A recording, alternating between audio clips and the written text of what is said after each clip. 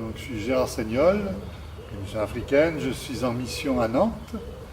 Je suis vicaire auxiliaire dans une paroisse, Marcel Callot. Cette paroisse est tenue par deux confrères des missions africaines.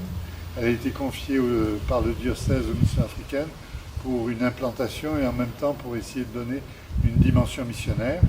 Et puis là, nouvellement, j'ai rejoint la grosse communauté des Naudières, une communauté qui est vieillissante, mais la maison est appelée à de nouvelles fonctions dans l'avenir parce que la maison est toute proche de l'université catholique d'Angers et ils ont besoin de nous pour leur accompagnement et peut-être même pour leur animation au niveau pastoral.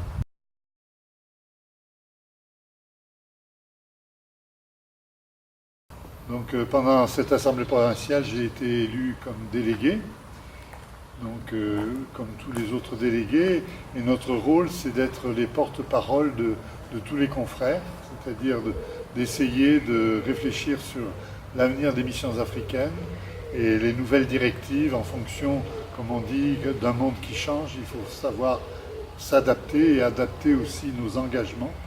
Mais là, dans cette réunion-là, on a conscience que l'on représente les autres confrères qui nous ont fait confiance. Donc c'est une charge assez difficile à porter parce qu'on ne sait jamais si on est en phase avec ceux qui ont voté pour nous.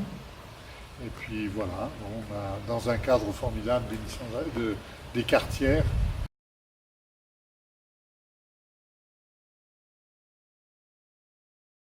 L'avenir de la province de Lyon, par la SMA, mais la province de Lyon semblait assez sombre, puisque le nombre des confrères diminue.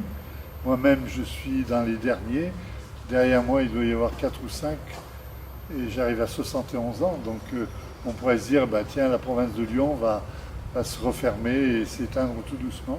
Et là, elle vient de prendre une nouvelle vitalité parce qu'elle a porté son regard sur son objectif missionnaire qui ne se limite pas à l'Afrique, mais qui est ouvert sur le monde africain. Et ce monde africain, maintenant, on le retrouve de partout. Et depuis des années déjà, certains confrères se sont engagés auprès des plus abandonnés. Et maintenant, la différence, c'est qu'on fait appel à des jeunes confrères on fait appel à des jeunes confrères des entités africaines et qui viennent là vivre leur vie missionnaire. Et il y a un échange et une revitalité qui est formidable, à mon avis.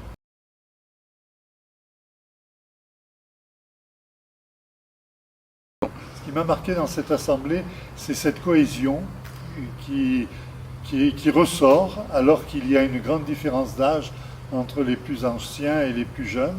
Mais il y a vraiment une cohésion et un esprit de famille qui nous a permis d'avancer très rapidement puisque l'Assemblée touche presque à sa fin. On a réussi à créer des textes cohérents.